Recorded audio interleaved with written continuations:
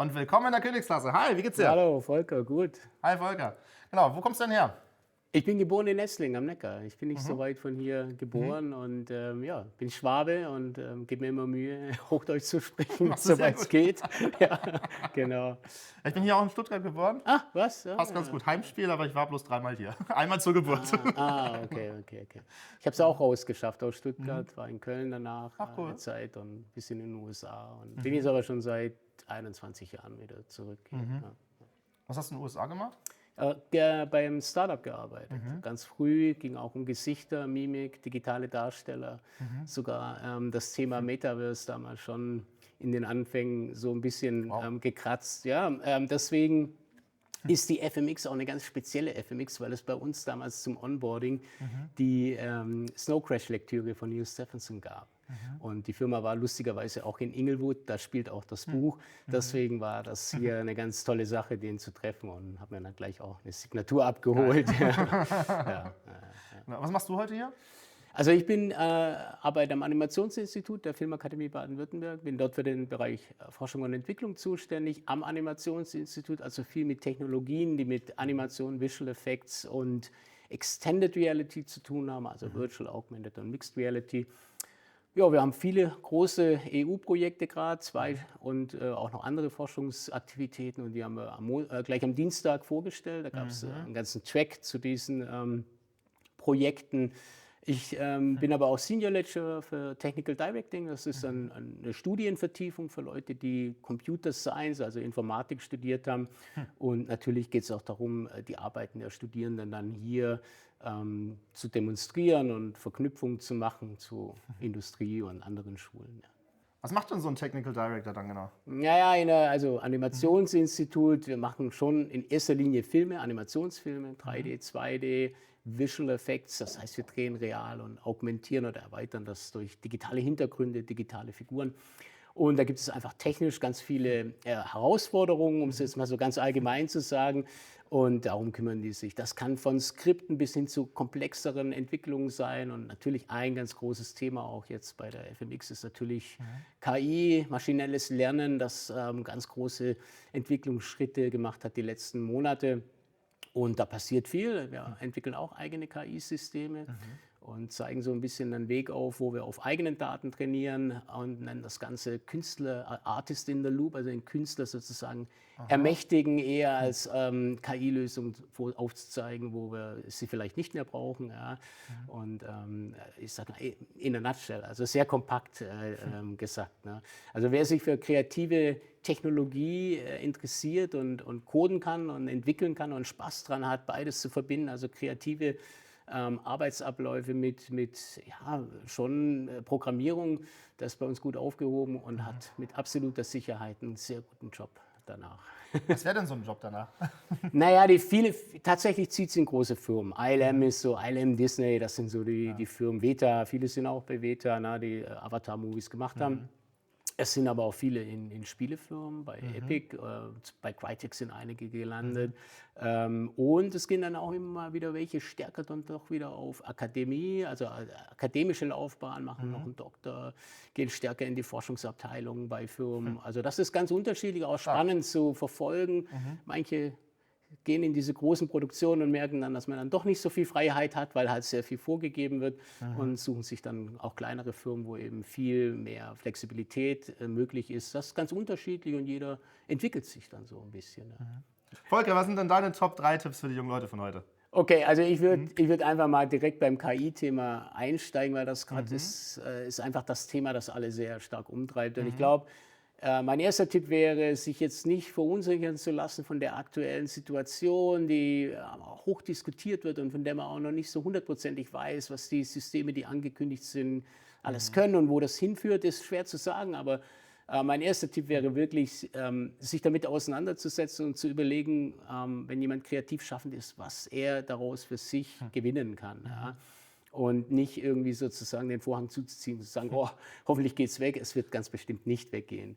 Und wir sind hier in Europa, glaube ich, auch gut aufgestellt, um sinnvoll mit solchen Technologien in die Zukunft zu blicken im Vergleich zu vielen anderen Regionen auf der Erde. Die zweite Antwort ist wirklich Echtzeittechnologie, also wirklich alles, was nicht zwingend Spiele, Game Engine Technologie, aber es kann sein. Ja.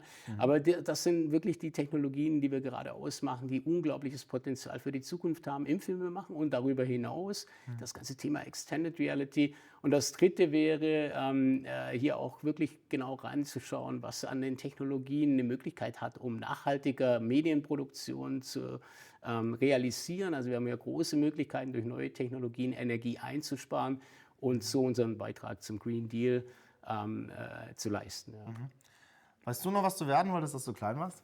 Ja, das weiß ich sehr genau.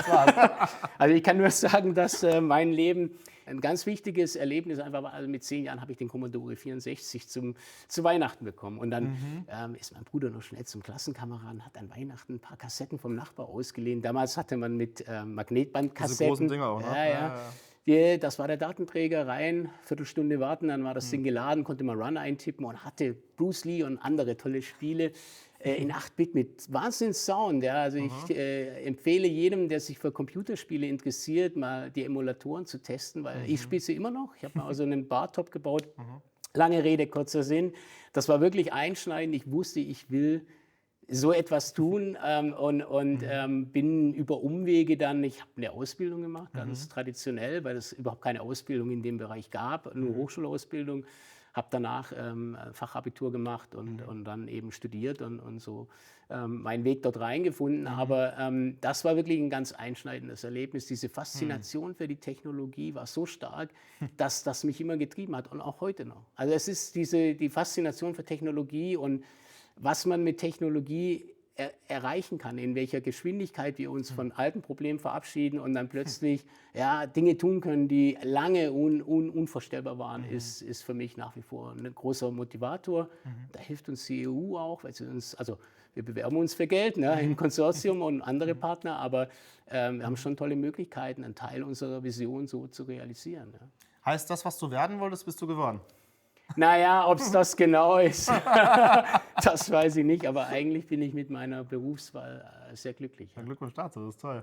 Ja. Gibt es was, wovor du Angst hast? Also Angst, weiß ich. Ich glaube, ich würde mich als nicht angstfreien Mensch bezeichnen, aber ich bin nicht so von Ängsten getrieben, eher von Motivation und von der Opportunity, von der Möglichkeit, Dinge zu tun. Tatsächlich, es gibt schon Szenarien in diesem KI-Kontext, die Fragen aufwerfen. Jetzt so, was die Kreativindustrie angeht und den Nachwuchs und ob wir uns vielleicht auf ein Szenario zubewegen, wo große Systeme, die sich wieder außerhalb unserer Einflusssphäre befinden, umfangreich Inhalte produzieren, die weltweit Konsumenten finden. Und das würde mich sehr sorgen. Ja. Vielleicht wird es aber auch gut, wir werden es sehen, man weiß es nicht. Die Frage ist, wie lange es dauert. Wenn es mit der Geschwindigkeit weitergeht, kann ich es vielleicht nächstes Jahr sagen. Also das glaube ich zwar noch nicht, aber... Ja, wofür brennst du innerlich? Ja, wofür brenne ich innerlich? Für ambitionierte Medienprojekte, die inhaltlich und visuell und von der Erfahrung und von dem Erleben immer noch ein Stück über das rausgehen, was es schon gibt und was man schon kennt und versuchen halt die neuen Felder zu erschließen und auszuloten, was man tun kann kreativ in diesen Bereichen. Ja. Okay, aber das heißt, wenn du jetzt morgens aufstehst, hast du da so Rituale? Also ist jeder Tag gleich oder anders? Oder? Mein Ritual heißt Stella Juliana und ist 5 Jahre alt. Ach, die diktiert, was da morgens läuft und was nicht läuft. Insofern, also vor der Zeit, aber hatte ich auch Rituale, die stehen in einer Kanne grünen Tee. Ja. Das gibt es zwar immer noch, aber wie gesagt, es ist stärker dadurch beeinflusst, was die Kleine gerade meint, was läuft und was nicht. Ja. Gibt es Sachen, die dich noch inspirieren? Auf jeden Fall. Ja, was wäre das zum Beispiel? Ich denke, eine Sache, die mich total inspiriert hat, waren diese Avatars, die ABBA-Show in London. Ich habe viel mit Mimik und Gesichtern gemacht in unserer Forschungsarbeit, also mit dem Thema digitale Darsteller für den Film. Und jetzt ist das Thema digitaler Menschen eigentlich sehr breit geworden. Ganz viele Anwendungen, auch mit dem Kontext der ganzen Metaverse-Anwendungen. digitale Zwillinge, auch wenn es nur eine Fabrik ist, die digital erprobt wird, es müssen immer Menschen drin sein, die eigentlich auch realistisch sein sollen. Und ja, diese ABBA-Show, ich habe sie nicht gesehen, aber bin natürlich mit der Musik aufgewachsen. Und das ist eine tolle Sache zu sehen, wie eben auch hier wieder neue Anwendungsbereiche, neue Möglichkeiten durch solche Technologien erschlossen werden. Und ich freue mich drauf, wenn ich wieder in London bin, dass ich das mir mal anschaue. Ja. Super cool. Vielen herzlichen Dank. War schon, okay, gut, Ja. danke.